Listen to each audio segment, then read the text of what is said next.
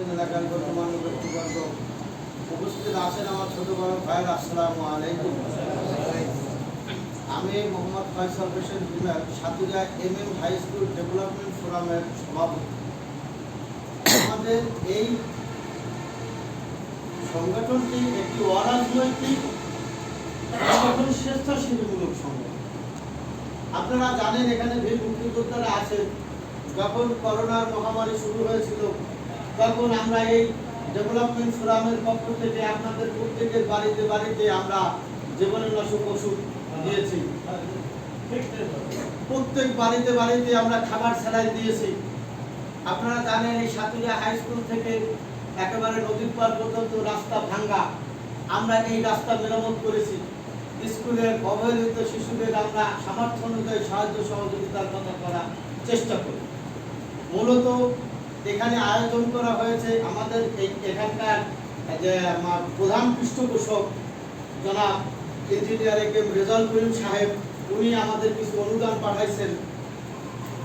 আমরা যারা ফেডারেশনের আছি, আমরা এই ফ্রামের পক্ষ থেকে আমরাও কিছু টাকা নিজেরা চাঁদা তুলেছি, যাতে করে এই যে রোজাদার আপনারা আসছেন, আপনাদের সাথে নিয়ে একটু আনন্দ আমরা ইফতার করলাম, এই আমাদের মূল উদ্দেশ্য। এবং আমাদের এই ডেভেলপমেন্ট ফোরামের জন্য একটু দোয়া চাই আপনাদের কাছে, যেন আমরা সবাই মিলে এই স্বেচ্ছাসেবীমূলক কর্মকাণ্ড আমরা আরো বিস্তার লাভ করতে পারি। এজন্য সবাই আল্লাহর কাছে দোয়া করি।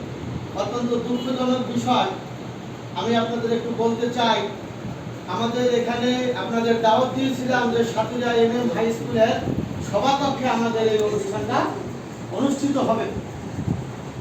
আমি প্রধান শিক্ষক এবং সহকারী প্রধান শিক্ষকের কাছ থেকে অনুমতি সাপেক্ষে আমি আপনাদের দাওয়াত দিয়েছি।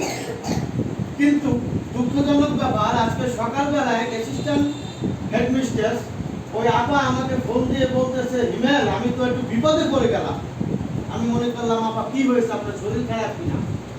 না হিমেল, আমার এখানে বিষয় হচ্ছে চেয়ারম্যান আমাকে এইমাত্র ফোন দিয়েছে, ওখানে নাকি চেয়ারম্যান আজকে ইফতার পার্টি করবে।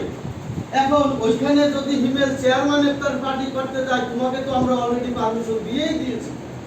এখন ওখানে তো একটা সংঘর্ষ হওয়ার সম্ভাবনা আছে। তখন আমি বললাম আপা কেন সংঘর্ষ হবে? সে যদি ইফতার পার্টি দিয়ে থাকে, সে তো আল্লাহর কাছে রাজি খুশি করার জন্য আল্লাহকে দিয়েছে, আমরাও দিয়েছি আল্লাহরে রাজি খুশি করার জন্য। সুতরাং সে এক রুমে করুক, আমরা আর